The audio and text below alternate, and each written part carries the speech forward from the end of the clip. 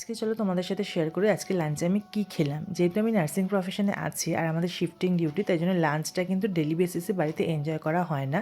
Morning shift থাকলে duty করে এসে প্রচণ্ড ক্লান্ত হয়ে পড়ি, জাস্ট খেয়ে দিয়ে ঘুমানোর অপেক্ষা করি। আর ইভিনিং শিফট থাকলে কিন্তু তাড়াতাড়ি করে খেয়ে আমাকে বেরিয়ে যেতে হয়।